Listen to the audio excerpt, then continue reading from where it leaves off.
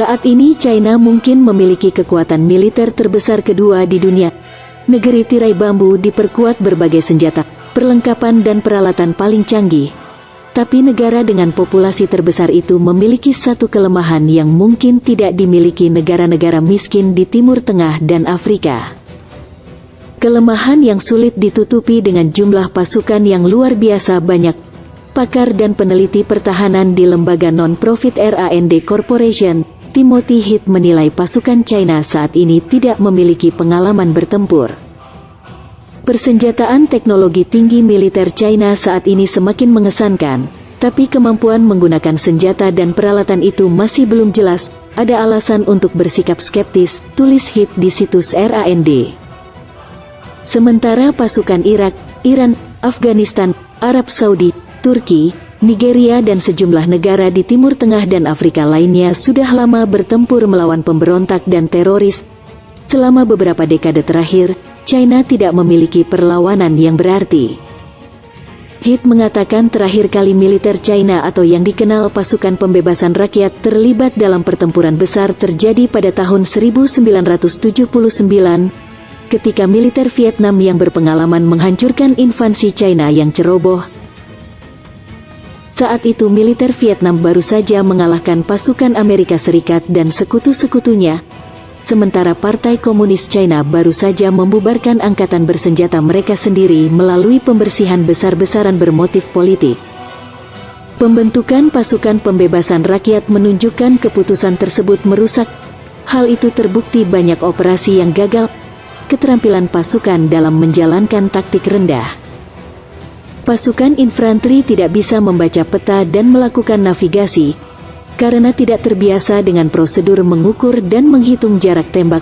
Tembakan pasukan artileri tidak akurat. Kekalahan itu masih menghantui pasukan pembebasan rakyat. Sebagian besar pihak berwenang China mengabaikan konflik memalukan itu dengan cara yang canggung agar cocok dengan narasi Beijing yang mendorong perdamaian. Tapi kebungkaman pemerintah membuat veteran pasukan pembebasan rakyat kecewa dengan partisipasi mereka dalam perang, tambah Heath. Heath menambahkan sejumlah veteran yang berperang dalam pertempuran itu akan pensiun dalam beberapa tahun mendatang. Maka artinya militer China tidak memiliki personel yang mempunyai pengalaman bertempur. Menurut Heath tidak berarti, kelemahan ini membuat China tidak bisa memenangkan konflik besar. Tentu para pakar masih memperdebatkan apakah akan ada pihak yang menang dalam perang besar. Tapi hasil perang dapat dihitung dari kerugian hilangnya nyawa, ekonomi, kehancuran lingkungan dan kekacauan politik. Kemenangan dalam perang besar artinya, salah satu pihak berhasil mencapai tujuan strategisnya sambil menahan pihak lawan meraih hal yang sama. Heath menengok ke sejarah untuk menjelaskan peran pengalaman dalam perang. Pada Perang Dunia II, AS juga tidak memiliki pengalaman perang seperti rekan-rekan Eropa mereka yang sudah melalui berbagai perang termasuk Perang Dunia I. Tapi saat itu AS sudah memiliki sumber daya, semangat perang, dan dasar institusional seperti pelatihan, pendidikan dan kapasitas untuk memperbaiki diri. Hingga mereka dengan cepat bangkit setelah mengalami kekalahan dari pasukan Jerman di Kasrin Pass, Afrika Utara pada 1943.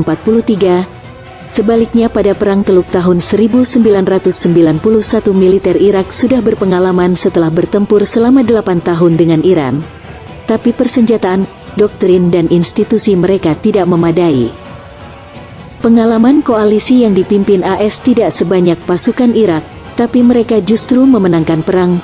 Dengan senjata, pelatihan, dan kesiapan sisa perang dingin yang dimiliki AS, Irak tidak dapat berbuat banyak.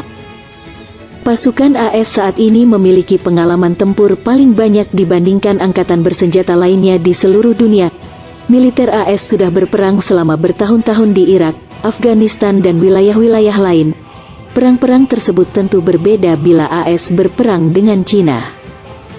Intensitas pertempuran di perang-perang tersebut masih rendah bila di AS bertempur dengan Cina. Lawan-lawan AS di perang-perang sebelumnya juga tidak memiliki persenjataan dan peralatan secanggih Cina saat ini, sehingga hasilnya pun masih bisa diperdebatkan. Di level strategis, Perang antara pasukan China dan AS tampaknya akan melibatkan pertempuran intensitas tinggi yang tidak pernah dialami kedua belah pihak. Hasil bentrokan pertama dapat berjalan sebaliknya. Dengan persiapan dan rencana dan kondisi yang ideal, China mungkin dapat memenangkan pertempuran pertama, kata Heath.